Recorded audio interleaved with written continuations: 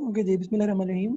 हम लोग नेक्स्ट जो स्टार्ट करेंगे हमारे पास है ट्रांसपोर्ट इन ह्यूमन। और ट्रांसपोर्ट इन ह्यूमन की अगर हम बात करेंगे तो लास्टली हमने ट्रांसपोर्ट इन प्लांट्स देखा था। ट्रांसपोर्ट इन प्लांट्स में और ट्रांसपोर्ट इन ह्यूमन में, ह्यूमन के अंदर जो है वो हमारे पास ब्लड, जो हमारा सर्कुलेटरी सिस्टम है, ठीक है, ये आ जाता है। यानी ह्यूमन के अंदर जो है वो ट्रांसपोर्टेशन किस तरह से चल रही होती है।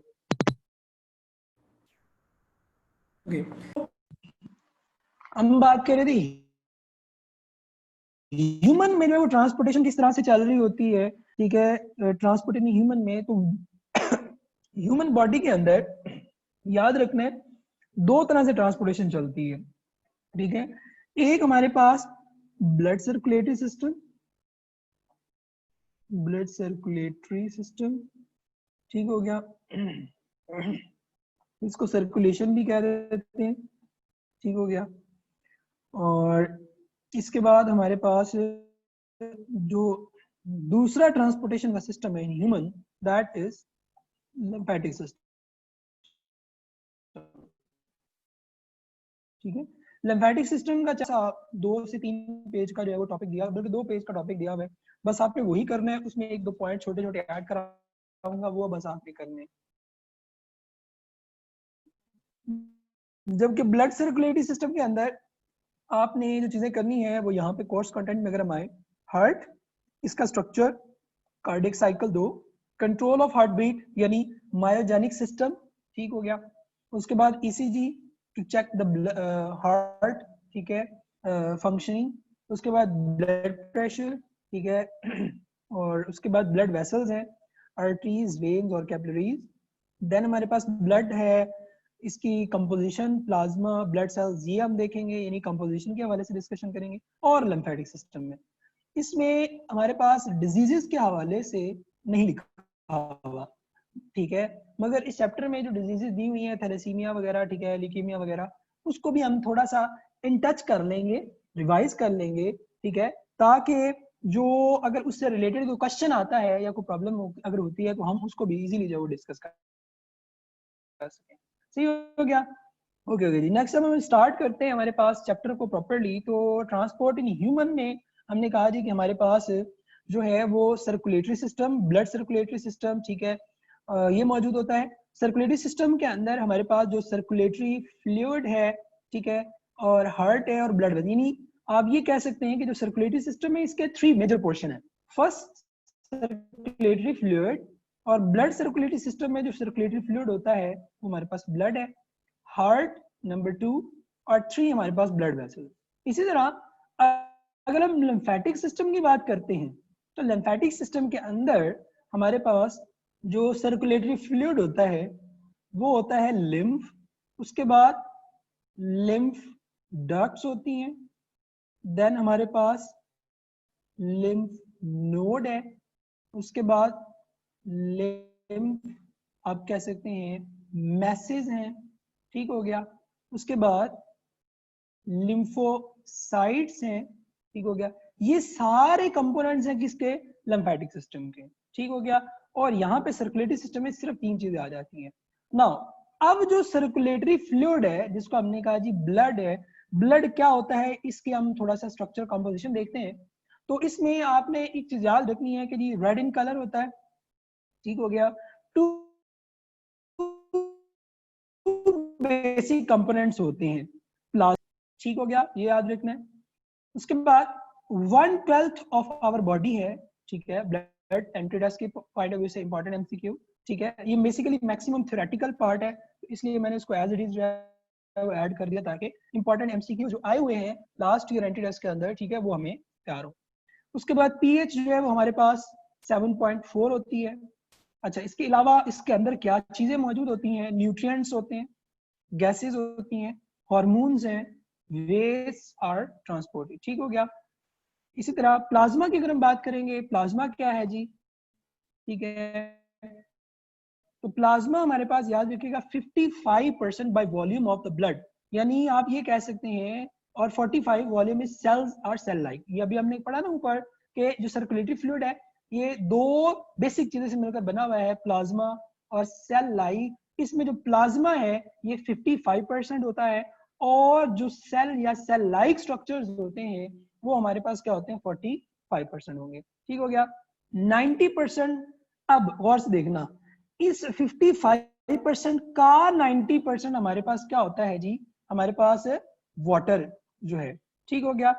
इस 55% का 90% हमारे पास क्या होता है, वाटर है। उसके बाद उस 90% के अलावा बाकी जो 10% है वो डिजॉल्व्ड सब्सटेंसेस होते हैं। यानी आप ये कह लें कि 55% हमारे पास प्लाज्मा है, और उसमें 100 में आप ये कह लें 90 हमारे पास वाटर होता है जी, और जो बाकी 10 है वो हमारे पास डिजॉल्व जो है वो क्या होती हैं, सब्सटेंसेस होती हैं। अच्छा, इसके अलावा 0.9% inorganic salt, ions and salts होते हैं। ठीक है, ये भी एंटीटेस्ट के लिए इंपॉर्टेंट है, ये भी। ठीक हो गया। 2 to 3rd, ठीक है, 2.3 ऑफ सोडियम क्लोराइड, यानी आप ये कह सकते हैं कि हाईएस्ट क्वांटिटी में एक सॉल्ट कह सकते हैं जो एग्जिस्ट करता है इन द प्लाज्मा, वो हमारे पास NaCl है, और वो 2/3 पोर्शन है हमारे पास क्या होता है, NaCl। उसके बाद एंटीबॉडीज या इम्यूनोग्लोबुलिन्स मौजूद होती हैं। ठीक है, इम्यूनिटी के अंदर हमने इनको पढ़ा था डिटेल में। उसके बाद prothrombin act as catalyst in blood clotting. अब ये बड़ी इंपॉर्टेंट है, ये एंटीटेस्ट में आ चुका हुआ है कि जी prothrombin act as a catalyst in blood clotting, और दूसरा क्या रहा है, फाइब्रिनोजिन ब्लड क्लॉटिंग प्रोटीन। अब ये दोनों एंटीटेस्ट में पूछे जा चुके हैं। ठीक है, उसने पूछा जी which one of the following act as catalyst for blood clotting, तो आपको पता आना चाहिए प्रोथ्रोम्बिन। कौन सी डायरेक्ट प्रोटीन इन्वॉल्व होती है, वो हमारे पास है फाइब्रिनोजिन। ठीक हो गया, ये आपने प्रॉपर्ली याद रखना है। इसके अलावा प्लाज्मा के अंदर हमारे पास जो है वो ग्लूकोज है। ठीक हो गया। फैट्स हैं, phospholipid, amino acid, lactic acid, cholesterol, hormones, urea, gases. ठीक है, ये वो सारी चीजें हैं जो कि एक्चुअल में आप कह सकते हैं कि these are the part of plasma. ठीक हो गया। अच्छा, उसके बाद जो ब्लड सेल्स हैं, ये बुक की ही डायग्राम है। ठीक है, 3 कुछ पेज पे जो है वो हमारे पास मौजूद है, और इस पे आप को उन्होंने ये बताया हुआ है, ये शो किया हुआ है कि जो रेड ब्लड सेल्स जो एरिथ्रोसाइट है एंड व्हाइट ब्लड सेल्स, ठीक है, डेवलप फ्रॉम स्टेम सेल्स। ठीक है, स्टेम किसके, बोन मैरो के। ठीक है, ये एंटीटेस्ट में आ चुका हुआ है। ठीक है। अच्छा, रेड ब्लड सेल्स का अदर नेम क्या है, एरिथ्रोसाइट्स। जो व्हाइट ब्लड सेल्स हैं इनका अदर नेम क्या है, ल्यूकोसाइट्स। ठीक हो गया, ये आपने एक चीज जो है वो याद रखनी है। उसके बाद वो जो स्टेम सेल्स हैं वो कौन से होते हैं, ये आपको पता होना चाहिए। दीज आर हीमोपोएटिक जो है वो हमारे पास क्या है, सेल्स है। ठीक है, ये सेल्स का नाम आपने याद रखना है। यही सेल जो हैं ये डिवेल्प होते हैं, और डिवेल्प होके रेड ब्लड सेल यानी रेड ब्लड स्टेम सेल्स बनाते हैं। ठीक हो गया। इसी तरह फैगोसिटिक स्टेम सेल जो है वो हमारे पास बनाते हैं। इसी तरह हमारे पास लिम्फॉइड स्टेम सेल जो है हमारे पास बना रहे हैं। इस तरह लिम्फॉइड स्टेम सेल। ठीक है, अब लिम्फॉइड 2 तरह के बन रहे होते हैं, बोन मैरो में भी बन रहे होते हैं, थाइमस में भी बन रहे होते हैं। अच्छा, यहाँ से जो रेड ब्लड सेल हमारे पास है स्टेम सेल, ये आ जाते हैं रेड ब्लड सेल्स की फॉर्मेशन के अंदर। जो हमारे पास फैगोसिटिक है, ये फर्दर 2 तरह के सेल बना रहे होते हैं, phagocytic and monocyte. Monocyte further develop होके मैक्रोफेजेस जो है वो बना रहे होते हैं। इसी तरह होमोपेटिक सेल्स की अगर हम बात करेंगे, हीमोपेटिक की, उसमें लिम्फॉइड जो बोन मैरो में बन रहे होते हैं वो बी लिम्फोसाइट होते हैं, बी बोन मैरो। और वो आगे प्लाज्मा क्लोन सेल वो हमने पढ़ा था, वो मैं अभी आपको दोबारा भी एक स्केच बना देता हूँ। उसके बाद टी लिम्फोसाइट्स है, और टी लिम्फोसाइट्स हमारे पास जो है वो आप ये कह सकते हैं हमारे पास कि लिम्फोइड स्टेम, ये थाइमस के अंदर, थाइमस ग्लैंड होता है एक्चुअल में। ठीक है, इस रीजन से जो है बन रहे होते हैं। नाउ यहाँ पे मैं एक स्केच बनाता हूँ, इसको केयरफुली नोट कर लीजिएगा। हमने कहा कि हमारे पास जो ब्लड है, blood consist of red blood cell, उसके बाद व्हाइट ब्लड सेल्स, देन हमने कहा बल्कि इसको और तरह से करते हैं, इसको हम करते हैं ब्लड, हमने कहा जी प्लाज्मा। ठीक हो गया। और हमारे पास ब्लड सेल से मिलकर बना हुआ, ठीक है, ब्लड सेल्स या सेल लाइक मटेरियल, ठीक है, सेल लाइक जो आप कह सकते हैं स्ट्रक्चर्स या मटेरियल कह लें। नाउ प्लाज्मा हमने इसकी कंपोजिशन देख ली, उसके बाद हमारे पास जो आ रहा है ब्लड सेल्स, और ब्लड सेल्स में हमने कहा जी कि हीमोपोएटिक सेल्स होते हैं जिनसे फर्दर जो है वो आप कह सकते हैं डिवीजन होती है, और उसमें हमारे पास एक आ जाते हैं रेड ब्लड सेल्स, फिर हमारे पास आ जाते हैं वाइट ब्लड सेल्स, उसके बाद हमारे पास जो है वो आ जाते हैं प्लेटलेट्स। नाउ जो हमारे पास वाइट ब्लड सेल्स हैं इनको फर्दर हम क्या करते हैं डिस्ट्रीब्यूट करते थे। अगर आपको याद हो हमने लास्ट लेक्चर्स जब हमने HIV का लाइफ साइकिल पढ़ा था तब भी मैंने आपको ये बताया था।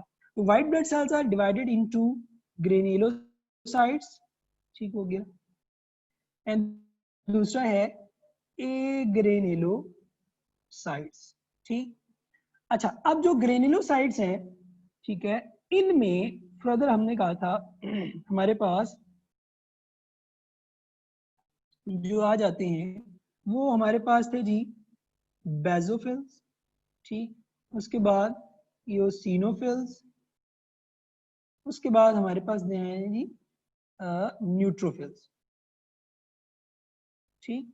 उसके बाद जो ए ग्रेनुलोसाइट्स हैं, ठीक है, ए ग्रेनुलोसाइट्स की अगर हम बात करेंगे तो ए ग्रेनुलोसाइट्स के अंदर जो हमारे पास आ जाते हैं उसमें आ जाता है जी, एक आ जाएगा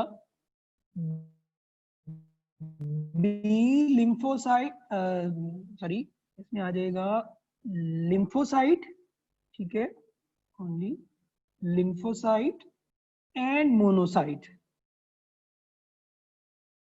मोनोसाइट फर्दर डिवेल्प होते हैं और डिवेल्प होकर बना देते हैं मैक्रोफेजेस, और जो लिम्फोसाइट है ये फर्दर डिवेल्प होते थे, ठीक है, और हमने पढ़ा था कि ये डिवाइड होके ये बना देते हैं हमारे पास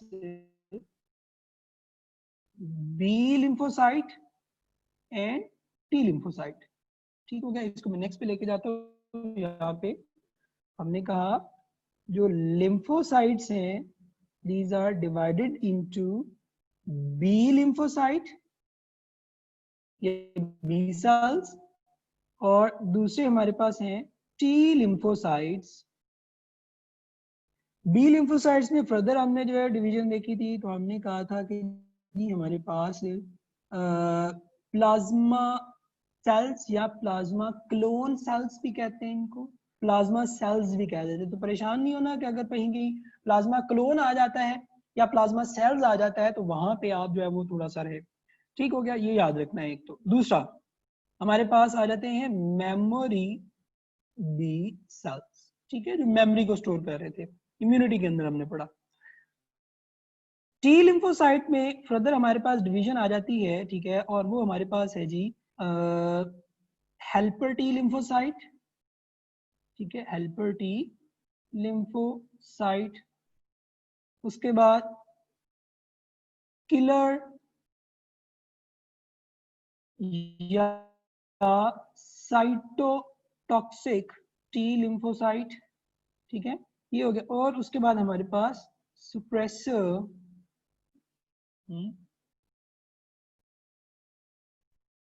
टी लिम्फोसाइट। ये स्केच जो है वो आप लोगों ने याद रखना है क्योंकि इससे नंबर ऑफ डिफरेंट कैटेगरी के एमसीक्यूज बन सकते हैं। लाइक वो आपसे पूछ सकता है कि ये सुप्रेसर टी सेल्स, ठीक है, suppressor T cells belongs to T lymphocyte B lymphocyte, तो पता होना चाहिए टी लिम्फोसाइट है, ठीक है। टी सेल हो गया, किलर साइटोटॉक्सिक टी सेल हो गया, हेल्पर हो गया, these all belong to T lymphocyte. Plasma clone cell is a type of B lymphocyte. वैसे lymphocyte is a आप कह सकते हैं हमारे पास काइंड ऑफ किसकी है, ए ग्रेन्युलोसाइट्स की है, ठीक हो गया। तो हमने क्या कहा जी, हमारे पास जो लिम्फोसाइट है, ठीक है, वो किस में आ रहे हैं, ए ग्रेन्युलोसाइट्स में। तो इसमें आपको ये भी पूछा जा सकता है, वो पूछ सकते हैं कि जी जो सुप्रेसर है, किलर टी सेल्स है, हेल्पर टी सेल है, प्लाज्मा क्लोन है, मेमोरी है, ये ग्रेन्युलोसाइट्स हैं, ठीक हो गया, ग्रेनुलोसाइट्स हैं या ए ग्रेनुलोसाइट्स हैं। तो आपको पता होना चाहिए कि ये किस में आते हैं, ये ग्रेनुलोसाइट, क्योंकि टी लिम्फोसाइट ये सारी इनकी जो आगे कैटेगरीज आ रही हैं all belongs to agranulocyte. ठीक हो गया। इसी तरह macrophages is a kind of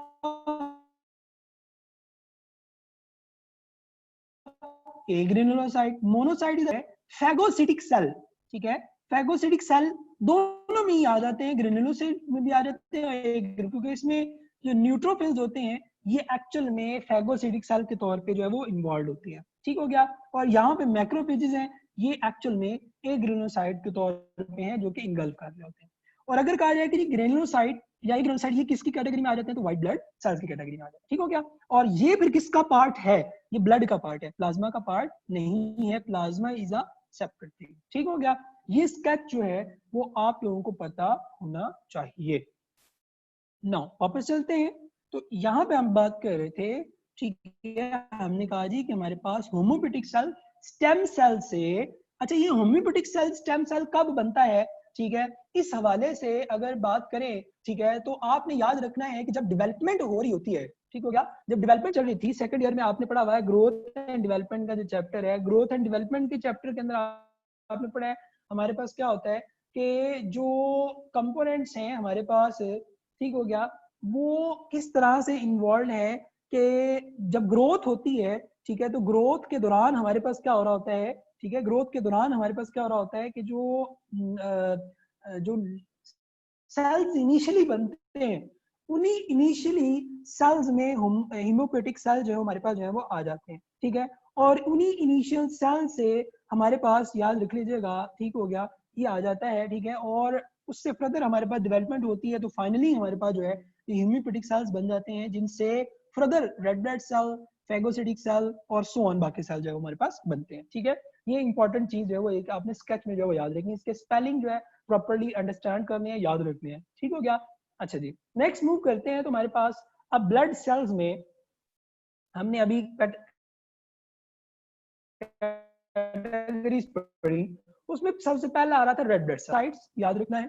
sales are biconcave, ये आपको डायग्रामेटिकली भी शो हो रहा है। हमारे पास जो साइटोप्लाज्म कंटेनिंग हीमोग्लोबिन ये सराउंडिंग्स में मौजूद होता है, और सेंट्रली हमारे पास ये क्या होते हैं, कंप्रेस्ड होते हैं। लॉस न्यूक्लियाई जब हमारे पास मैच्योर जो है वो हमारे पास होते हैं। ठीक है, व्हेन गेट मैच्योर, ठीक है, ये क्या करते हैं, अपने जो न्यूक्लियाई है उसको क्या कर देते हैं, रिमूव कर देते हैं। 95% of cytoplasm is haemoglobin, important चीज, यानी इसमें 95% क्या होगी, हीमोग्लोबिन प्रोटीन होगी। 5% इंजाइम्स एंड स्टार्च जो है वो होते हैं। ठीक है, 5% क्या होंगे हमारे पास, स्टार्च या एंजाइम वगैरह।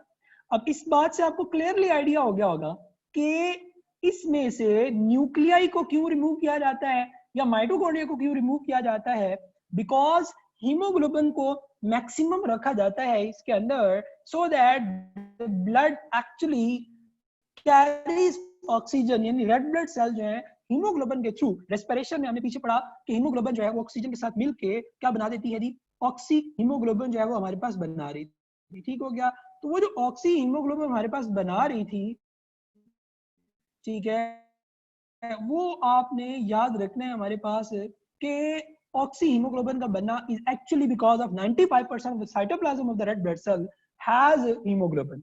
Okay, in embryonic life formed in the liver, ये बड़ी इंपॉर्टेंट चीज है, in embryonic life formed in liver and spleen, किसमें, जब वो डेवलपमेंटल फेजेस में होता है, फॉर्म्ड इन शॉर्ट बोन्स। ठीक हो गया, इसके अलावा कौन कौन सी बोन है, sternum, ribs and vertebra. Sternum आपको पता है रिब केज को जो एक सेंट्रलाइज बोन होती है, ठीक हो गया, जिसको हमने स्टर्नम कहा था। ठीक है, ये हम स्पोर्ट एंड मूवमेंट में भी पढ़ेंगे। और उससे क्या होता है, इस तरह से रिब्स आके अटैच हो रही होती हैं, ये जब हमने रेस्पिरेशन में लंग्स का रिजल्ट पढ़ा था उसके अंदर हमें पता, ये जो बोन थी इसको नाम याद रखना है, इसीलिए स्टर्नम। ठीक हो गया।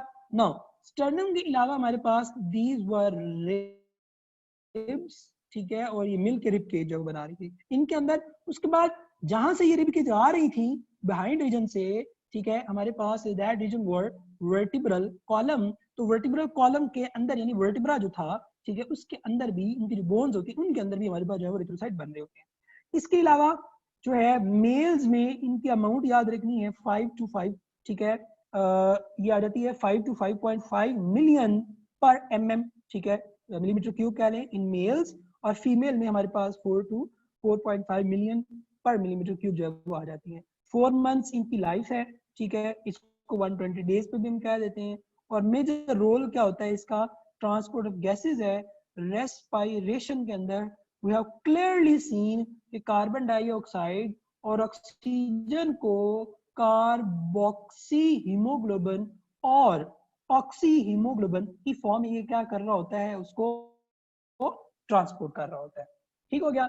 उसके बाद हमारे पास व्हाइट ब्लड सेल्स आ जाते हैं, ये वही हैं जो अभी हमने पढ़े हैं, ठीक है, हमने पढ़ा कि जी व्हाइट ब्लड सेल्स को फर्दर हम ग्रेनुलोसाइट और ए ग्रेनुलोसाइट्स में डिवाइड कर देते हैं। ठीक हो गया। उसमें ये कलरलेस होते हैं, ठीक है, कलरलेस होंगे। उसके बाद इनकी जो अमाउंट होती है वो 7000 to 8000 WBC पर मिलीमीटर क्यूब होते हैं। अक्सर औकात ये जो कहते हैं कि जी ब्लड का टेस्ट करवा के लाए, ठीक है, तो ब्लड की टेस्ट में नॉर्मली इम्यूनिटी से रिलेटेड जब भी लिवर का टेस्ट किया जाता है या इम्यूनिटी से रिलेटेड जब भी कोई टेस्ट किया जाता है ना, तो उसमें वो कहते हैं जी ब्लड सेल्स काउंट कितने हैं, ठीक है, तो वो जो नॉर्मल अमाउंट होती है उससे अगर कम होंगे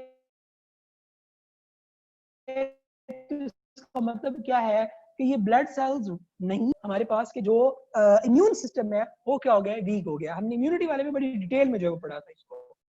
अच्छा, नेक्स्ट करते हैं, larger than red blood cells होते हैं, इनमें न्यूक्लियस मौजूद होता है। ग्रेनुलोसाइट एंड ए ग्रेनुलोसाइट अभी हमने पीछे कैटेगरी पढ़ी। ए ग्रेनुलोसाइट्स के अंदर ये जो फॉर्म इन बोन मैरो, ठीक हो गया, जो सॉरी ग्रेनुलोसाइट्स हैं ये हमारे पास ये वाले जो हैं ये हमने 3 कैटेगरीज के पढ़े। कौन कौन से, बेसोफिल, उसके बाद इसिनोफिल, बेसोफिल एंड न्यूट्रोफिल, ये तीनों हमारे पास क्या है, ये ग्रेनुलोसाइट्स हैं। ठीक हो गया, ये भी एंड ये भी। और इसमें अगर आप डायग्रामेटिकली देखें, बुक की डायग्राम में मैंने ऐड की हुई है, ये आपको ग्रेन्स जो है वो ग्रेन्यूल जो है वो नजर आ रहे होंगे। इसके अलावा इनके अंदर ये इनका न्यूक्लियस होता है, ऐसे ये न्यूक्लियस है इनका। ठीक हो गया, ये इनका क्या है हमारे पास, ये हमारे पास इनका क्या आ गया, न्यूक्लियस आ गया। ठीक है, इसी तरह इनमें भी गौर से देखेंगे तो ये आपको न्यूक्लियस नजर आएगा। तो न्यूट्रोफिल सबसे पहले वो बता रहा है, ये जी twist the size of RBC, ठीक है, important MCQ, 2 to 5 lobed nuclei. अब इसमें जो है हमारे पास 3 लोब्ड है, इसके अलावा 2 लोब्स भी। 62% ऑफ व्हाइट ब्लड, यानी व्हाइट ब्लड सेल में सबसे ज्यादा क्वांटिटी के अंदर कौन से हैं, न्यूट्रोफिल्स। आपको एमसीक्यू में पूछा जा सकता है, ठीक है, कि जी highest number of white blood cell या type of white blood cell will be, आपको पता होना चाहिए हमारे पास न्यूट्रोफिल्स 62% आप कह सकते हैं व्हाइट ब्लड सेल का है। डिस्ट्रॉय स्मॉल पार्टिकल्स, इनका काम क्या होता है कि ये नॉर्मली मूव कर रहे होते हैं, ठीक है, ब्लड रीजन के अंदर, ब्लड सेल वेसल्स के अंदर, और अगर इनको बैक्टीरिया वगैरह नजर आता है तो ये इसको क्या करते हैं, इनगल्फ कर लेते हैं। ठीक है, इनके अंदर फैगोसिटिक एबिलिटी होती है। अच्छा, इसिनोफिल्स twist the size of RBC, same bilobed nucleus होता है। 2% ऑफ व्हाइट ब्लड सेल्स है, इंपॉर्टेंट चीज। इनएक्टिवेट इन्फ्लेमेशन प्रोड्यूसिंग, ठीक है, सब्सटेंसेस, ठीक है, ये क्या करती हैं, जो इन्फ्लेमेशन होता है, ये इंपॉर्टेंट एमसीक्यू, ये एंटी टेस्ट में आ चुका हुआ है कि कौन सा व्हाइट ब्लड सेल का जो रीजन है वो इन्फ्लेमेशन को जो है वो स्टॉप करता है, इनहिबिट करता है, तो आपको पता होना चाहिए इसिनोफिल्स। इसी तरह information producing substances and attack parasite, ये भी नॉर्मली एसिनोफिल्स के अंदर जो है वो मौजूद होती है। इसी तरह बेसोफिल्स की अगर हम बात करेंगे, twist the size of RBC, heparin to prevent, अब ये याद रखना, हेपरिन प्रोड्यूस करते हैं टू प्रिवेंट ब्लड क्लॉट, याद रखना, ये हेपरिन क्या है हमारे पास, ब्लड क्लॉट। अब ये इसमें 3-4 चीजें मैं यहाँ पे लिखूंगा, गौर से इसको अंडरस्टैंड करना। पीछे हमने पढ़ा फाइब्रिनोजिन, फाइब्रिनोजिन हमने क्या कहा, ब्लड क्लॉटिंग प्रोटीन। ठीक हो गया, ब्लड क्लॉटिंग प्रोटीन। अच्छा, उसके बाद सेकंड वन हमने जो चीज देखी थी वो हमने देखा था प्रोथ्रम्बिन, प्रोथ्रम्बिन। प्रोथ्रोम्बिन क्या था? कैटालिस्ट, ठीक हो गया, इन ब्लड क्लॉटिंग, ठीक हो गया, कैटालिस्ट इन ब्लड क्लॉटिंग। फिर हमने यहाँ पे आगे हेपारिन देखी। हेपारिन क्या है? हेपारिन प्रोड्यूस बाय बेसोफिल, ठीक हो गया, और काम क्या करती है ये? प्रिवेंट करती है ब्लड क्लॉट से, प्रिवेंट ब्लड क्लॉट, ठीक। अब इसका मतलब क्या हुआ? Heparin is antagonistic to fibrinogen. Fibrinogen blood clot कर रही है, हेपारिन प्रिवेंट कर रही है ब्लड क्लॉट से। अब ब्लड क्लॉट और ब्लड जो प्रिवेंशन है क्लॉटिंग में, इसकी क्या रीजन होती है? आपको पता है, सिंपली जब कट वगैरह लग जाता है, मसलन यहाँ पे आपको शो किया हुआ है कि कोई कट लग गया, ये सेल्स जो है ये सारे बाहर आते हैं और यहाँ पे आके फाइब्रिनोजेन प्रोटीन रिलीज होती है और इस रीजन को क्या कर देती है? ब्लड क्लॉट करके प्रोटीन ब्लॉक कर देती है, ठीक है, उस हार्ट को, उस जख्म को। जबकि बॉडी के अंदर यानी ब्लड वेसल्स के अंदर अगर ब्लड मूव कर रहा है और वो क्लॉट होना शुरू हो गया है, तो उसको प्रिवेंट कौन कर रही होती है? हेपारिन। तो ये क्लियरली याद रखना है कि heparin is antagonistic to fibrinogen and prothrombin also, क्योंकि प्रोथ्रम्बिन भी ब्लड क्लॉटिंग में ही इन्वॉल्व होती है, ठीक है। ये आपने इसको प्रॉपरली अच्छे तरीके से जो है वो क्या करना है? याद रखना है, ठीक हो गया। नाउ एक और चीज नीचे आ रही है, वो क्या है? हिस्टामाइन टू कॉज इन्फ्लेमेशन, ठीक हो गया। पीछे हमने अभी क्या पढ़ा? यहाँ पे ये क्या करती है? इनएक्टिव करता है। कौन? एसिनोफिल्स। ये चीजें याद रखनी है। एसिनोफिल्स मैंने क्या कहा हमने अभी? एसिनोफिल्स ये क्या करते हैं? प्रिवेंट करते हैं किसको? इन्फ्लेमेशन को। इन्फ्लेमेशन क्या थी? इम्यूनिटी में हमने पढ़ा था कि if there is any hurt या वाउंड, उस सूरत में क्या होता है कि वो जो वुंड वगैरह हमारे पास लग गया होता है सरफेस के ऊपर, उस पे इन्फ्लेमेशन हो जाती है और उसके अंदर जो है वो एक्चुअल में प्रिवेंशन की जा रही होती है। तो अब हिस्टामाइन क्या करता है? हिस्टामाइन क्या करेगा? इन्फ्लेमेशन करेगा। जो प्रोड्यूस कौन कर रहा है इसके पीछे? किसका हाथ है जी? बेसोफिल्स का। इसका मतलब क्या हुआ? बेसोफिल क्या करते हैं? इन्फ्लेमेशन को प्रमोट करते हैं, जबकि एसिनोफिल इन्फ्लेमेशन को आप कह सकते हैं प्रिवेंट करते हैं। तो इसका मतलब क्या हुआ? लिंक क्रिएट करें, basophil is antagonistic to eosinophils. समझ आ गई इस बात की? मैंने क्या बताया? बेसोफिल इन्फ्लेमेशन कॉज करेंगे, किसके थ्रू कॉज करेंगे? हिस्टामाइन के थ्रू प्रोड्यूस करेंगे, ठीक हो गया। जबकि पीछे अभी हमने पढ़ा कि जो एसिनोफिल्स हैं, एसिनोफिल्स क्या कर रहे होते हैं? इन्फ्लेमेशन को इनएक्टिव कर रहे होते हैं। तो मतलब क्या हुआ कि जो इओसिनोफिल्स है इनका एंटागोनिस्टिक रोल होता है किसके? बेसोफिल्स के। क्यों होता है जी? क्योंकि ये क्या करते हैं? इन्फ्लेमेशन कॉज करते हैं और ये क्या करते हैं? इन्फ्लेमेशन को इनहिबिट करते हैं। किसके थ्रू? हिस्टामाइन के थ्रू। इसका मतलब दो तीन चीजें और भी पूछी जा सकती है। हिस्टामाइन कौन प्रोड्यूस करता है जी? बेसोफिल, एसिनोफिल, न्यूट्रोफिल, पता होना चाहिए। बेसोफिल, ठीक हो गया। ये नंबर ऑफ एमसीक्यूज हैं, ठीक है, जो कि नॉर्मली एनडी टेस्ट में पूछे जाते होते हैं, ठीक है, जो कि आपको पता होने चाहिए। ये आपका बुक में ही, अगर हम चैप्टर 14 में जाएंगे ना, तो वहां पे क्लियरली एक टेबल बना हुआ है, ठीक है, और ये सारी की सारी जितनी भी इंफॉर्मेशन मैं आपसे डिस्कस कर रहा हूँ, that is actually related to that, आप कह सकते हैं, टेबल। अच्छा, आगे मूव करते हैं हमारे पास। ये हमने देखा यहाँ पे। उसके बाद ए ग्रेनुलोसाइट्स के अंदर हमारे पास सिंगल हैविंग कंप्लीट न्यूक्लियाई, ठीक हो गया। उसके बाद हमारे पास जो है आ जाता है आपका जो सिंगल हैविंग कंप्लीट न्यूक्लियाई है हमारे पास एग्रेनोसाइट। एग्रेनोसाइट के अंदर हमने दो कैटेगरी पढ़ी है, मोनोसाइट एंड लिम्फोसाइट, ठीक हो गया, ये वाली दो अभी हमने पीछे भी पढ़ के आ रहे हैं। अच्छा, एग्रेनोसाइट के जर्नल फीचर क्या है? Single having complete nucleus, do not have granules, formed in lymphoid tissues. Lymphoid tissue, lymphatic system का अब इसके साथ रिलेशन आ गया, यानी लिम्फेटिक सिस्टम के साथ ये क्या करते हैं? इंटरलिंक करते हैं। नाउ स्प्लीन, उसमें कौन सी चीजें यानी spleen, tonsils, adenoids and thymus, ये हम उसमें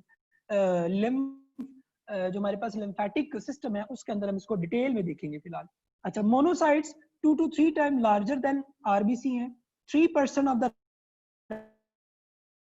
रेड ब्लड सेल है, round to low blood becomes macrophages बाद में, ठीक हो गया। ये याद रखना, ये इंपॉर्टेंट एमसीक्यू, ये एंटी टेस्ट में आ चुका हुआ है, ठीक है, ये वाला। और उसके बाद हमारे पास लिम्फोसाइट है। लिम्फोसाइट की कैटेगरी अभी हमने उस पे देखी, हमने कहा जी कि लिम्फोसाइट हमारे पास जो है ये हो सकते हैं जी कौन से वाले, यहाँ पे हमने कहा जी लिम्फोसाइट हमारे पास बी एंड टी लिम्फोसाइट होते हैं। उसके अंदर हमारे पास plasma clone, memory cell, helper, killer और सुप्रेसर टी सेल जो हमारे पास होते हैं, ठीक हो गया। ये आपने जो है वो प्रॉपरली इसको अंडरस्टैंड करना है, याद रखना है, ठीक हो गया। वापस चलते हैं तो यहाँ पे इसके बाद प्लेटलेट्स आ गए। प्लेटलेट्स को थ्रोम्बोसाइट्स भी कहते हैं। अब आपने इनके तीनों के नाम रखने, आरबीसी का मैंने क्या पढ़ा, रेड ब्लड सेल्स का ल्यूकोसाइट एंड प्लेटलेट्स का थ्रोम्बोसाइट्स। कलरलेस होते हैं। फ्रेगमेंट्स ऑफ सेल्स, ठीक है, कैरियोसाइट्स हमारे पास आ जाएंगे, ठीक है। इसके अंदर जो है आप ये कह सकते हैं कि सेल्स के फ्रेगमेंट्स होते हैं जिन्हें हम कैरियोसाइट्स कह देते हैं। Large cells have mega karyocytes, ठीक हो गया। उसके बाद हमारे पास जो है वो प्लेटो लाइन शेप होते हैं, ठीक है। और 25,000 प्लेटलेट्स इन मिलीमीटर क्यूब जो हमारे पास होते हैं। नो न्यूक्लियस, इंपॉर्टेंट चीज, सबसे इंपॉर्टेंट चीज जो एंटी टेस्ट में आ चुकी हुई है, ठीक है, कि हमारे पास जो न्यूक्लियस है इनके अंदर जो है वो एग्जिस्ट नहीं करता। उसके बाद ब्लड से रिलेटेड कुछ डिजीजेस है, मैंने स्टार्ट में बताया, ठीक है। ये सिलेबस में लिखा तो नहीं हुआ, but we are actually going through this, ताकि हमें अगर कोई इससे रिलेटेड एमसीक्यू आ जाता है, just for the safe side, ठीक है, ये कुछ इंफॉर्मेशन मैंने यहाँ ऐड किया, अगर इसमें कुछ चीज आ जाती है, पूछ लेता है, देन वी विल डिस्कस, ठीक है। हम यहाँ से ऑलरेडी में पता होना चाहिए। ओके, पहला ल्यूकेमिया, ब्लड कैंसर कहते हैं, uncontrolled producing of white blood cell caused by cancerous mutation of the myelogenous bone marrow cells, यानी बोन मैरो सेल्स या लिम्फोजिनस लिम्फॉइड टिश्यूज होते हैं। इनमें होती है, क्या होती है जी, जो हमने अभी पीछे पढ़ा, बी लिम्फोसाइट, टी लिम्फोसाइट, ठीक है, या होमोपेटिक सेल जो पीछे पढ़े, ठीक है, ये इनके अंदर यहाँ पे ये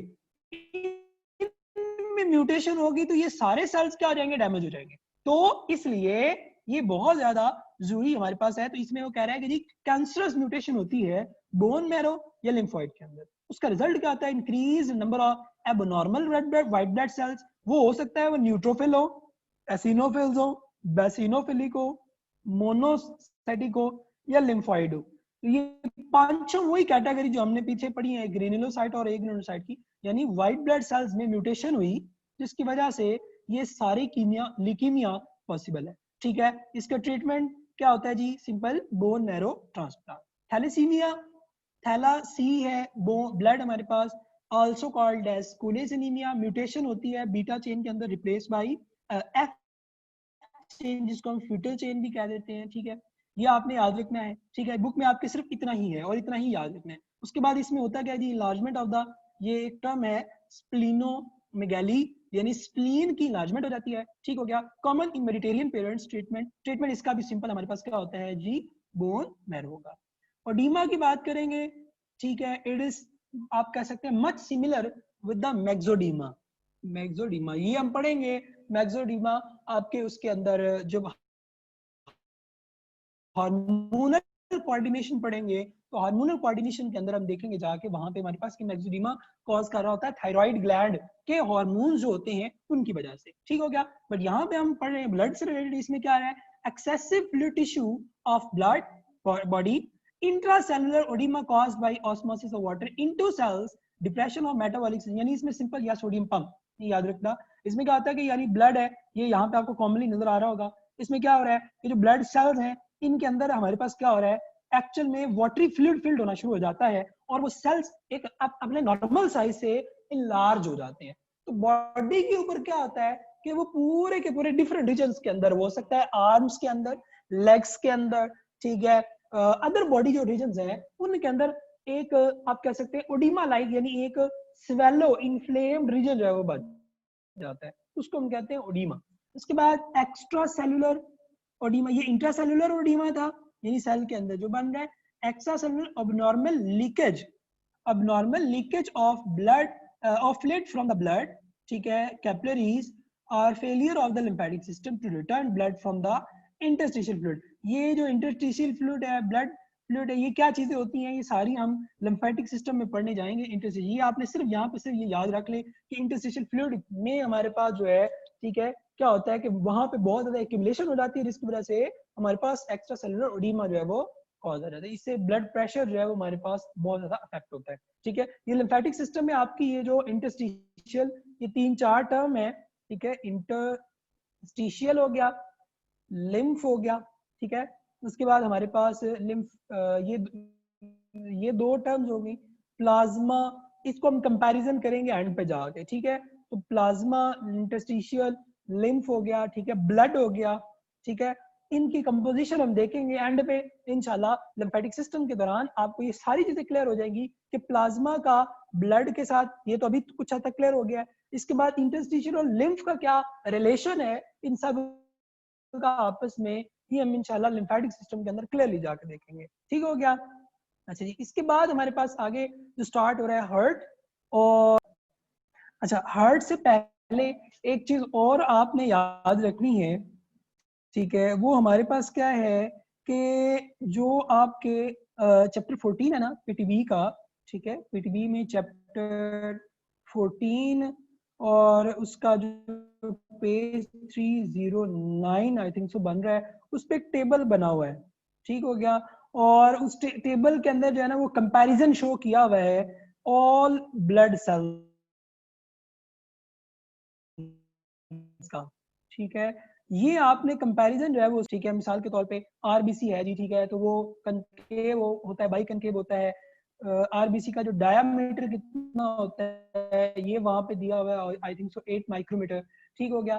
इसी तरह हमारे पास जो है ग्रेनुलोसाइट के हवाले से दिया हुआ है, मोनोसाइट्स, न्यूट्रोफिल, बेसोफिल के हवाले से दिया हुआ है। ठीक है, तो मैक्सिमम मैंने चीजें कवर कर दी हैं, मगर आपने ये जो टेबल है, ठीक है, इस टेबल को जो वहां पे दिया हुआ है, इस टेबल को एक एक चीज को प्रॉपरली अच्छे तरीके से जो याद रखना है, क्योंकि इस टेबल में से मैक्सिमम ऑफ द टाइम जो है वो एंट्री टेस्ट के अंदर जो है वो एमसीक्यू जो है वो एमडीकेट के अंदर पूछे जाएंगे। ठीक है, पूछे गए हैं, तो चांसेस हैं कि वो आपको दोबारा से जो वो पूछ सकता है। ठीक हो गया?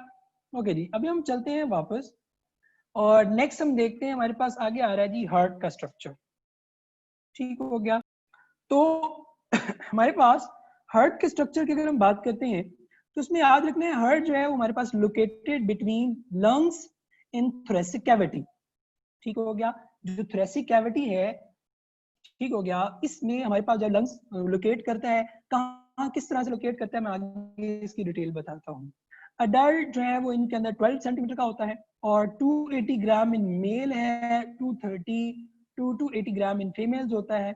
अच्छा, उसके बाद एक layer outer most bag like structure होता है जिसको हम कहते हैं पेरिकार्डियम, जो 2 लेयर से मिलकर बना होता है। ठीक हो गया?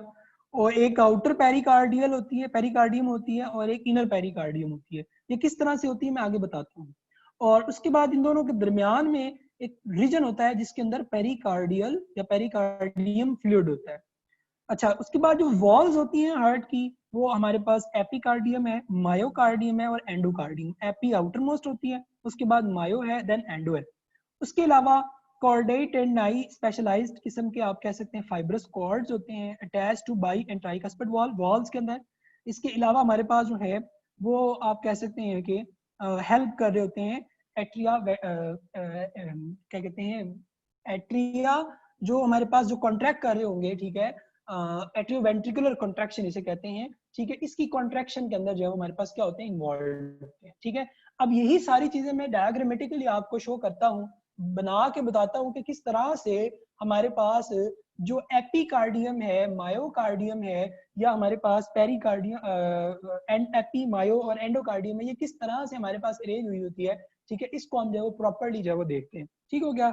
इसके लिए मैं आपको दूसरी जगह पे लेके जाता हूँ। ठीक है, यहाँ पे, ठीक है, यहाँ, अच्छा, यहाँ पे अब आपने कुछ चीजें साथ साथ नोट कर लेनी है। ठीक है, ये बहुत ज्यादा जरूरी है। सबसे पहले हम देखते हैं कि जी मॉर्फोलॉजिकल जो अपीयरेंस है, ठीक हो गया, यानी जो हार्ट है उसकी जो मॉर्फोलॉजी है वो हमारे पास किस तरह से मौजूद होती है। ठीक है, मैं यहाँ पे लिखता हूँ। ठीक हो गया? लेट्स सपोज हार्ट लोकेशन पहले कर लेते हैं। ठीक हो गया? कहाँ पे लोकेट करता है? अच्छा, सेंट्रलाइज्ड हमारे पास, ठीक है, सेंट्रलाइज हमारे पास एक बोन जिसको अभी हमने स्टर्नम पढ़ा, ठीक है, इसको केयरफुली सुनिएगा जरा। मैं कह रहा हूँ कि मेरे पास ये एक सेंट्रलाइज्ड बोन है, ठीक, ये होगी जी सेंट्रलाइज, और इसको मैंने कह दिया दैट इज स्टर्नम, ठीक है, दैट इज स्टर्नम। स्टर्नम के साथ ही हमारे पास जो है वो आप कह सकते हैं अदर बोन्स जो है वो मौजूद है, रिब्स हैं, जो वर्टिब्रल कॉलम यानी जो बैक में रीढ़ की हड्डी है यहाँ से स्टार्ट होके, तो जो फ्रंट में वर्टिब्रल कॉलम है ना, एक फोल्ड यानी इस तरह से आके ऐसे जो है वो अटैच हो रही होती है, ठीक हो गया, ऐसे। इसी तरह ये अब बैक से आ रही है और ऐसे आके स्टर्नम के साथ अटैच हो रही है, इस तरह ये अटैच हो रही है, इस तरह ये सेकंड आ गई, ठीक हो गया। फिर इस तरह से हमारे पास थर्ड आ गई, थर्ड पेयर हो गया। इसी तरह हमारे पास फोर्थ पेयर जो है वो हमारे पास आ जाता है, इसके बाद ऐसे फिफ्थ पेयर आ जाता है हमारे पास, उसके बाद सिक्स पेयर आ जाता है, ठीक है, 7 है हमारे पास। टोटल जो है वो आप पढ़ेंगे 12 पेयर होते हैं, ठीक है, रिब्स के, ठीक हो गया, जो मिलकर क्या बना देते हैं, रिब केज जो है वो हमारे पास बना देते हैं। अब इसमें जो हार्ट की जो लोकेशन है वो कहाँ पे होती है, याद रखना हमारे पास, अगर मैं ये कहूँ कि जी मेरे पास जो हार्ट है वो इनमें कहाँ पे लोकेट करेगा, तो याद रखना है, गौर से देखना जरा। ये हमारे पास स्टर्नम है, स्टर्नम ये मैं कह देता हूँ लेफ्ट साइड है, ये मेरे पास राइट साइड है। अच्छा, जो स्टर्नम है इसकी लेफ्ट साइड पे जो, ये मैं कह देता हूँ इसको 1 2 3 4 5 7 6 7 7th पीरियड। अब इसमें याद रखना कि जो सेकंड, ठीक है, जो सेकंड हमारे पास बोन होती है ना, सेकंड बोन होती है यानी सेकंड रिब होती है, यहां से हार्ट जो है वो स्टार्ट होता है, ठीक हो गया, यहां से स्टार्ट होता है और ये जाता है किस तक, फिफ्थ तक, इस तरह से, और यहां से फिर वापस इस तरह से, इस तरह। ये एक्चुअल में हार्ट की हमारे पास क्या है, लोकेशन है, आपने याद रखना है। हार्ट रिजाइडिंग क्या कहां पे है, याद रखना, एक बार बता देता हूं, बिटवीन लंग्स, ठीक हो गया, बिटवीन लंग्स, और जो सेकंड और फिफ्थ जो रिब केज है इसके इन बिटवीन में जो हमारे पास आ रहा होता है। समझ आ गई इस बात की? एक तो ये चीज आ गई। अब हम जाते हैं हार्ट के इंटरनल रीजन के अंदर, ठीक है। हमने क्या कहा, अभी हमने पढ़ा हमारे पास कि जो हार्ट है, ठीक है, इसको मैं सिंपली यहाँ पे अगर बनाऊं, एक और से देखिएगा जरा, ये हमारे पास ठीक है, लेट्स सपोज मैं कह रहा हूँ कि मेरे पास जो है वो ये हार्ट है सिंपल, ठीक है। अच्छा, अब बेसिक कॉन्सेप्ट जो है वो आपने अंडरस्टैंड करना है। हार्ट की सराउंडिंग में, हार्ट की सराउंडिंग में इस तरह से एक मस्कुलर बैग लाइक स्ट्रक्चर होता है, ठीक है, एक बैग होता है जिसने इसको कवर किया होता है। That bag is called as, अभी मैं आपको बता के आ रहा हूं, that is called as pericardium, ठीक हो गया। अब पेरिकार्डियम दो रीजन से मिलकर, दो लेयर से मिलकर बना होता है, ठीक हो गया। एक हमारे पास इस तरह से, इसको गौर से देखिएगा, ठीक हो गया, ये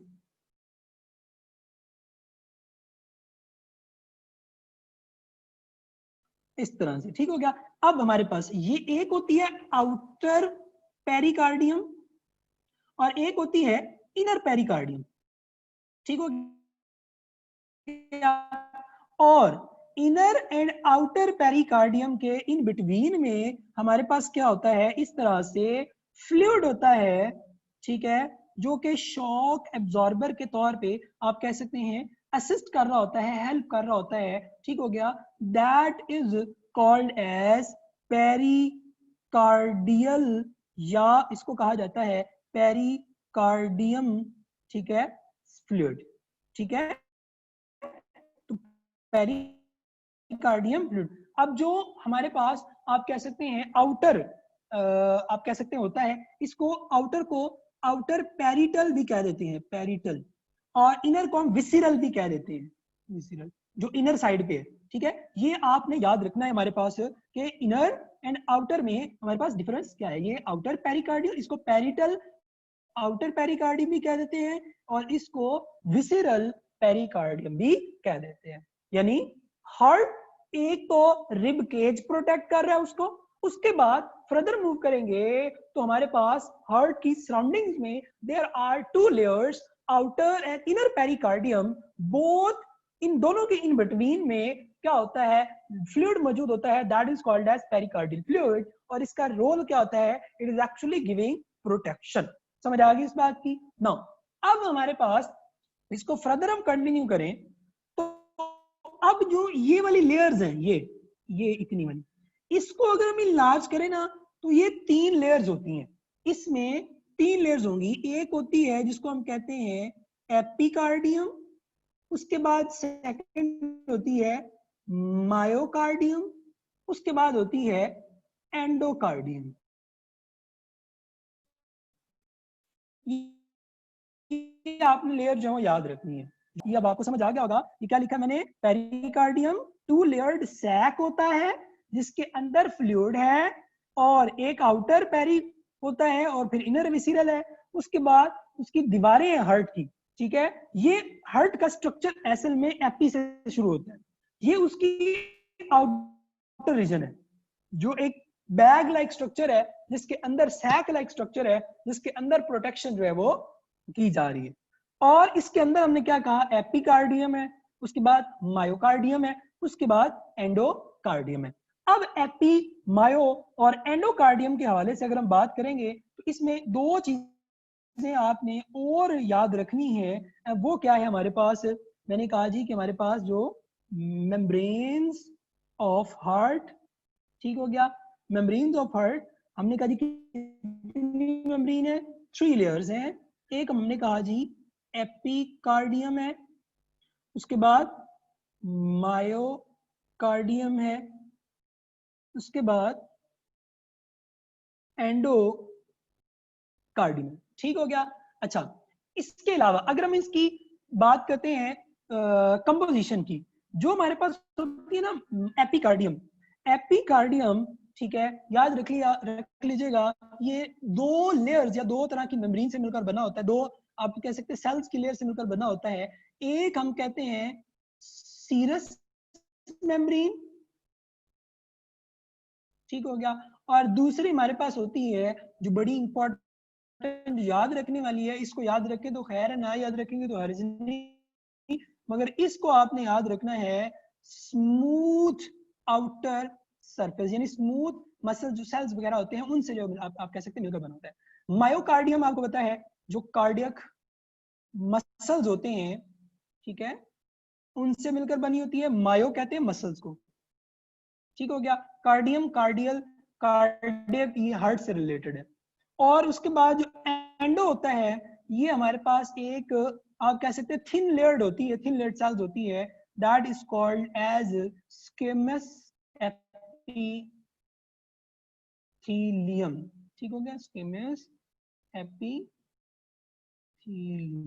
ठीक हो गया। ये आपने इंपॉर्टेंटली चीजें जो है वो याद रखनी है। यानी आप ये कह लें कि जो एपी, मायो और एंडो है इसको कवर किया होता है किसने, पेरी ने, और पेरी 2 फर्दर है जिसमें आउटर और इनर जो है वो आ जाता है, ठीक हो गया। ये तो हो गई हार्ट की आउटर। अभी हम हार्ट के अंदर नहीं है, अभी हम मूव करते हैं, ठीक है। हमने कह दिया कि जी हमारे पास ये हार्ट का जो मॉर्फोलॉजी हो गई, ठीक है, ये स्ट्रक्चर हो गया इसका कुछ हद तक, ठीक हो गया। और इसमें हमारे पास जो फर्दर मूव करेंगे, ठीक है, उसमें ये आ गया जी। अब इसके अल्ट्रा स्ट्रक्चर देखते हैं जी।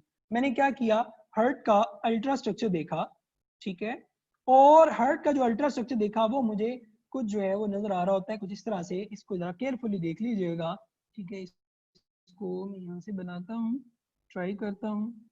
ये हमारे पास आ गया जी, लेट्स सपोज हार्ट का रीजन, ठीक है। इसमें हमारे पास ये आप कह सकते हैं राइट है, तो इसका मतलब है ये लेफ्ट होगा।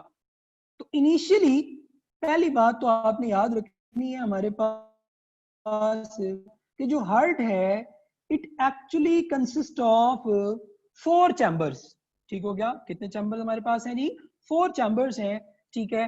2 राइट हैं, 2 लेफ्ट हैं। जो राइट है, जो अपर है, टू अपर भी कह सकते हैं, टू लोअर भी कह सकते हैं। जो अपर है, इन अपर को हम कहते हैं, ठीक है, एट्रिया, ठीक हो गया, और सिंगुलर होगा तो एट्रियम। तो इसको मैं क्या कहूंगा, राइट एट्रियम, तो इसको मैं क्या कहूंगा, लेफ्ट एट्रियम। उसके बाद ये क्या आ जाएगा, राइट वेंट्रिकल, ये क्या आ जाएगा, लेफ्ट वेंट्रिकल। ठीक, ये डायग्राम आगे भी बनी हुई है, मैंने इसलिए यहाँ पे ऐड की है ताकि आपको एक क्लियर कट डिफरेंस जो है वो बता दूं। डिफरेंस क्या है, ये राइट एट्रियम है और ये राइट हमारे पास लेफ्ट एट्रियम है। इन दोनों के दरमियान में ये आपको एक, आप कह सकते हैं, जंक्शन नजर आ रहा है, इसको हम कहते हैं इंटर एट्रियल सेप्टम।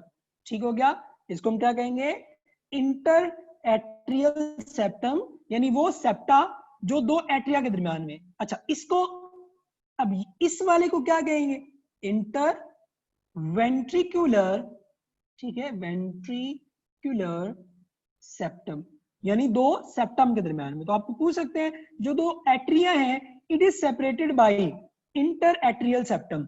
दोनों वेंट्रिकल किससे सेपरेटेड है, इंटर वेंट्रिकुलर सेप्टम। ठीक हो गया। और अगर आपसे ये पूछा जाए कि एट्रिया और वेंट्रिकल किससे सेपरेटेड है, तो यहां पे भी एक सेप्टा मौजूद होता है, इसको हम कहते हैं एट्रियो वेंट्रिकुलर सेप्टम। ठीक हो गया, ये हो गया एट्रियो वेंट्रिकुलर सेप्टम। उसके बाद हमारे पास जो है ये क्या हो गया, इंटर वेंट्रिकल सेप्टम, ये क्या हो गया, इंटर एट्रियल सेप्टम। क्लियर। उसके बाद हमने ये कह दिया कि जी ये राइट एट्रियम है, ये लेफ्ट एट्रियम है, ये राइट वेंट्रिकल है, ये लेफ्ट वेंट्रिकल है। सेपरेशन हमने देख ली। अब हम देखते हैं इनकी एंट्री, यानी इनके अंदर एंट्री कैसे हो रही होती है रीजन्स की। मैं दूसरी इस पे लेके जाता हूँ, यहाँ पे मैं अगेन बना रहा हूँ इसको। ठीक हो गया, इसको जरा आप देखिएगा, हमारे पास ये आ गया जी, इसको गौर से देखें। तो हमारे पास जो होता है ना लेफ्ट रीजन और जो राइट, जो लेफ्ट रीजन होता है, ठीक है, याद रखना लेफ्ट की ये जो दीवारें होती हैं ये थिक होती हैं, राइट की दीवारें हमारे पास क्या होती हैं, थिन। ये लेफ्ट रीजन होता है, उसकी रीजन क्या होती है कि इसमें पूरी होल बॉडी की तरफ जो है वो क्या करना होता है, ठीक है, ब्लड सर्कुलेट जो है वो कराना होता है। ठीक हो गया, इसकी वजह से ये वॉल जो है वो फोर्सफुली ज्यादा प्रेशरली एक्सर्ट करती हैं प्रेशर को, इसलिए आप कह सकते हैं कि ये होती है। नाउ अब हमारे पास जो जो लेफ्ट एट्रिया है, इसकी तरफ याद रखिएगा, लेफ्ट एट्रिया की तरफ हमारे पास क्या होता है जी, कि ब्लड को लेके आने वाली जो ट्यूब्स होती हैं, ठीक है, ये वाली, इन्हें हम कहते हैं पल्मोनरी वेन। ठीक हो गया, ये लेफ्ट और राइट होती है, यानी लेफ्ट और राइट हार्ट से, लेफ्ट और राइट जो लंग्स होते हैं वहां से ऑक्सीजनेटेड ब्लड को लेके आ रही होती है। कौन से ब्लड को, ऑक्सी ब्लड को। नाउ एक तो ये हो गया, यहां से ब्लड एंटर होगा, यहां पे क्या होता है लेफ्ट एट्रिया में, ये ब्लड कहां से आ रहा है, from the lungs. Blood enter हुआ लेफ्ट एट्रिया से लेफ्ट वेंट्रिकल के अंदर, यहां दरमियान में सेप्टा, आप कह सकते हैं सेप्टा के अंदर जो है वो लगा होता है एक valve, that valve is called as bicuspid valve. ठीक हो गया, इसको हम मिट्रल वॉल भी कहते हैं, ये आपने याद रखना है। ब्लड इसकी कंपोजिशन क्या है, वॉल की मैं आगे बताऊंगा, फिलहाल आपने अंडरस्टैंड करना है। यहां से ब्लड एंटर हुआ, एंटर होने के बाद वो वेंट्रिकल में आगे, ये सारा रीजन क्लोज। यहां से क्या होगा, ब्लड मूव करता है इस रीजन की तरफ, और इस रीजन के अंदर यहाँ पे आप कह सकते हैं एक और वॉल लगा होता है। ठीक है, that valve is called as semilunar valve. Semilunar valve क्या करता है, एक्चुअल में यहाँ इसके बिहाइंड से ना इस तरह से एओर्टा जो है वो निकल रही होती है। ठीक हो गया, इस तरह। ठीक हो गया, तो ये याद रखना है कि लेफ्ट वेंट्रिकल से ब्लड यानी किसकी तरफ जाएगा, एओर्टा की तरफ जाएगा। अच्छा, अब एक और चीज, अब जो राइट रीजन है, राइट रीजन में क्या होता है, एक हमारे पास वेन होती है जो कि अबव रीजन से ब्लड को जो है वो लेके आ रही होती है, इसको हम कहते हैं सुपीरियर वेना केवा। उसके बाद एक लोअर रीजन से, यहां से भी ब्लड लेके आ रही होती है, जो लोअर बॉडी पार्ट होता है, ये यहां से एंटर होगी ना, यहाँ हार्ट के जो एट्रियम होता है ना, लेफ्ट एट्रियम, इसके अंदर डायरेक्ट एंटर हो रही होती है, यहाँ से ब्लड आएगा ना, यहाँ से एक्चुअली में डायरेक्ट एंटर जो हो रहा होगा, ठीक, और इधर से एक ब्लड यहाँ से एंटर हो रहा होता है, तो ये आ गई, इसको हम कहते हैं इंफीरियर वेना केवा, और ये क्या हो गई, सुपीरियर वेना केवा, ठीक हो गया। ओके, तो हम बात कर रहे थे, हमने कहा कि राइट हमारे पास जो एट्रिया है और राइट वेंट्रिकल है, राइट एट्रिया और राइट वेंट्रिकल में, राइट एट्रिया के अंदर एक तो आ रही होती है सुपीरियर वेना केवा, उसके बाद आ रही होती है इंफीरियर वेना केवा, ठीक है, और एक और हमारे पास साथ ही इसके अंदर एंटर हो रही होती है, वो हम सर्कुलेशन पढ़ेंगे, कोरोनरी सर्कुलेशन, तो वहां पे हमें क्लियर हो जाएगा कि वो ब्लड कोरोनरी सर्कुलेशन, वो हार्ट की तरफ से जो ब्लड लेके आ रही होती है वो भी एंटर हो रही होती है इसके अंदर। खैर, तो राइट एट्रिया और राइट वेंट्रिकल के दरमियान में वॉल्व मौजूद होता है, इसको हम कहते हैं ट्राइकस्पिड वॉल्व, ठीक हो गया। ये आ गया, ब्लड यहाँ से एंटर हुआ और एट्रिया राइट वेंट्रिकल में आ गया। राइट वेंट्रिकल से ब्लड जो है ये फर्दर मूव करेगा डीऑक्सीजनेटेड ब्लड, और यहाँ से इसने मूव करना होता है, यहाँ पे एक और वॉल्व होता है, इसको कहते हैं सेमिल्यूनर वॉल्व, और यहाँ से एक ट्यूब निकलती है, ठीक है, यहाँ से एक ट्यूब निकलती है इस तरह से, उसे हम कहते हैं पल्मोनरी ट्रंक, ठीक है, इसे हम कहते हैं पल्मोनरी ट्रंक, जिसके अंदर डीऑक्सीजनेटेड ब्लड, ये फर्दर इस तरह दो पार्ट्स में डिवाइड कर जाती है ऐसे, एक हमारे पास राइट साइड पे ले जाती है और दूसरी हमारे पास लेफ्ट साइड पे ले जाती है। जो राइट साइड पे ले जाती है उसको हम क्या देते हैं, राइट पल्मोनरी आर्टरी, ठीक हो गया। ये वाहिद आर्टरी है जिसके अंदर डीऑक्सी ब्लड होता है, और यहाँ पे ये पल्मोनरी वेन, ये वाहिद है जिसके अंदर ऑक्सीजनेटेड ब्लड होता है। ये आपने याद देखना है, मैं इसको दोबारा यहाँ पे अब आपको शो करता हूँ, अब आपको क्लियरली सारा कुछ समझ आ जाएगा। ये देखिएगा जरा, ये हमने क्या कहा जी, ये हमारे पास एओर्टा है, ये क्या है जी, ये मेन जो, ये हमारे पास ये वाली जो है, ये अभी मैंने आपको बताया, ये हार्ट का ओवरऑल स्ट्रक्चर, ये हमारे पास क्या है, ये वाला रीजन, ये है राइट एट्रियम, ठीक हो गया। उसके बाद ये क्या है, ये लेफ्ट एट्रियम है। उसके बाद ये वाला जो रीजन है ये क्या है, राइट वेंट्रिकल। ये वाला जो सारा रीजन हमारे पास आ रहा है ये है लेफ्ट वेंट्रिकल, ठीक हो गया। उसके बाद हमारे पास जो मैंने कहा कि जी ये जो दो आ रही थी ट्यूब्स, इनको हमने नाम दिया पल्मोनरी वेन्स का, ठीक है। पल्मोनरी वेन फर्दर एंटर होती हैं, यहाँ पे ये हमारे पास जो वॉल्व लगा हुआ है इसको हमने पढ़ा बाइकस्पिड या मिट्रल, मैंने आपको बताया वॉल्व। उसके बाद हमारे पास ये देखें, यहाँ से मैंने आपको बताया कि जब ब्लड यहाँ से एंटर होगा इधर, इधर से इधर आएगा, यहाँ से फर्दर इसने यहाँ से इस तरफ जाना होता है। ये जो रीजन होता है इसको हम कहते हैं सेमील्यूनर वॉल, क्योंकि ये यहाँ से एंटर होकर इसमें जाएगा। ये क्या था, एओर्टा, ओके हो गया। उसके बाद फर्दर देखेंगे ये लेफ्ट वेंट्रिकल। उसके बाद ये हमारे पास स्पेशलाइज्ड मसल्स होते हैं जिन्हें हम कहते हैं पेपिलरी मसल्स, ठीक हो गया। उसके बाद ये हमारे पास जो है वो दीवार है इसकी, ये आ गई, फर्ज करें मैं कहता हूँ पेरिकार्डियम, ठीक हो गया। ये हमारे पास आ गई जी मायोकार्डियम, और ये हमारे पास क्या है, इंटर, दोनों वेंट्रिकल के दरमियान में मैंने बताया अभी आपको, तो इंटर वेंट्रिकुलर सेप्टम। उसके बाद इस तरफ आ जाए, ये जो मेन डक्ट थी जो मैंने कहा था ब्लड लेके आ रही है यहाँ पे, तो इसको हमने कहा जी सुपीरियर वेना केवा, ठीक हो गया। उसके बाद हमारे पास जो है ये वाली जो, ये देखो, ये थी पल्मोनरी ट्रंक, ये जो ये राइट वेंट्रिकल, राइट एट्रिया है, यहाँ से ब्लड राइट वेंट्रिकल में आया, इसके थ्रू गुजरा, ये वाला जो ट्राइकस्पिड वॉल था, ठीक है, ये ट्राइकस्पिड वॉल, ट्राइकस्पिड वॉल के थ्रू यहाँ आया, यहाँ से उसने यहाँ निकलना है। ये जो वॉल्व है इसको भी वॉल को हमने क्या नाम दिया, सेमिल्यूनर वॉल का। ये एक्चुअल में सेमिल्यूनर वॉल ही होता है, ये भी सेमिल्यूनर वॉल है, ये भी सेमिल्यूनर वॉल है, ये आपने याद रखना है। अच्छा, यहां से ब्लड एंटर हुआ, ये जो थी मैंने बताया था आपको पल्मोनरी ट्रंक, ठीक हो गया। पल्मोनरी ट्रंक मैंने कहा था राइट और लेफ्ट साइड पे डिवाइड हो जाती है। ये हमारे पास है जी लेफ्ट, ठीक है, पल्मोनरी आर्टरी, ठीक हो गया। और ये क्या है, राइट पल्मोनरी आर्टरी, ठीक हो गया। और उसके बाद ये लंग्स की तरफ, लंग्स से फिर वापस जो आ जाएगा, ठीक है। तो होपफुली आप लोगों को ये जो है वो हमारे पास स्ट्रक्चर क्लियर हो गया। फिर मैं इसको बता देता हूँ, इसमें जो बाकी चीजें हैं, ये हमारे पास है इंफीरियर वेना केवा जो लोअर बॉडी से ब्लड लेके आ रही है, ठीक हो गया। ये जो हमारे पास होते हैं ये वही पेपिलरी मसल्स के हवाले से बता रहे हैं इनको, ठीक है। ये जो फाइबर्स हैं ये, इसको हम कहते हैं कॉर्डाई टेंडनाई, ठीक हो गया। ये इतना सा जो ये वाला ये जो आपको मसल व्हाइट कलर के मसल जो नजर आ रहे हैं, ये वाले ये वही मसल्स हैं जो भी मैंने आपको यहाँ स्टार्ट में बताए हैं। ये देखो कॉर्डाई टेंडनाई क्या है, स्पेशल फाइबर कॉर्ड है attach two by and tricuspid wall, prevent bicuspid and tricuspid wall collapsing back into atria during power flow ventricle contraction। यानी जब इन्होंने कॉन्ट्रैक्ट करना है ना तो ये इसको नीचे से स्केच कर लेंगे, ये वापस नहीं जाने देते ताकि ब्लड का वापस फ्लो जो है वो ना हो। ठीक हो गया।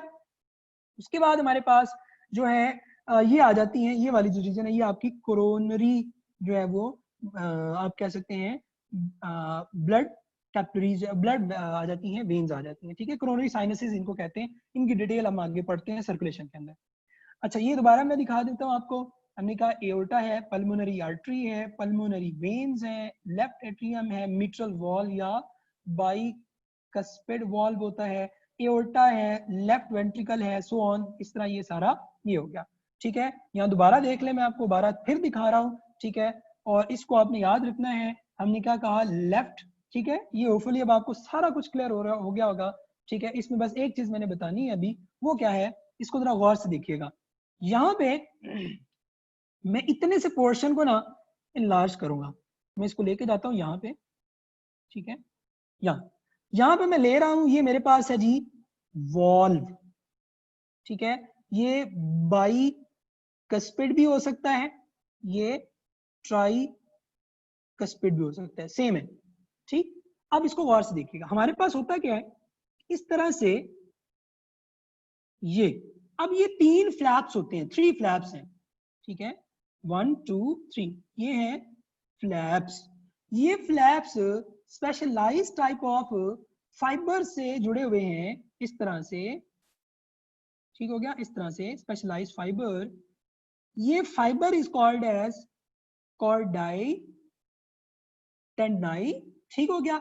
उसके बाद ये फर्दर जुड़े हुए हैं इस तरह से स्पेशलाइज मसल से, जिसको मैंने क्या कहा, पेपिलरी मसल। तो याद रखना ये 3 फ्लैप्स हैं, तो ये पूरा ट्राइकस्पिड वॉल्व है। ये पूरा, आप सिर्फ इसको ट्राइकस्पिड वॉल्व नहीं कह सकते। Tricuspid valve consist of flaps, chordae tendineae and papillary muscles, ये याद रखना। ठीक है, इसी तरह अगर मैं बनाऊं बाइकस्पिड वॉल्व, बाइकस्पिड में सिर्फ और सिर्फ क्या होगा, यहाँ पे 2 फ्लैप्स होंगे, उसके बाद ये नीचे इस तरह से फाइबर्स अटैच होते हैं। ठीक हो गया, और इन फाइबर्स के साथ क्या होता है, इस तरह से पेपिलरी मसल्स होते हैं। तो ये क्या हो जाएगा, बाइकस्पिड वॉल, या इसको मिट्रल वॉल भी जो हमने कहा। ठीक हो गया, इसको मैं दोबारा अब देखो, इसको उठाऊं और इसको उठा के मैं इस जगह पुट कर दूं, तो ये एक्चुअल में ये पूरा, ये देखो जरा, ये हो गया फ्लैप, ये हो गए कॉर्डाई टेंडनाई, ये हो गए मसल, तो कलेक्टिवली क्या हो गया, ये ट्राइकस्पिड वॉल। और इस तरह देखेंगे तो ये क्या हो गया, बाइकस्पिड वॉल, इसमें फ्लैप्स, ये आ गए कॉर्डाई टेंडनाई, और उसके बाद पेपिलरी मसल्स। ठीक हो गया, कलेक्टिवली ये हमारे पास हो गया हार्ट का स्ट्रक्चर। ठीक है, इसके बाद हमारे पास नेक्स्ट जो है वो सर्कुलेशन आ रही है, और सर्कुलेशन, ठीक है, सर्कुलेशन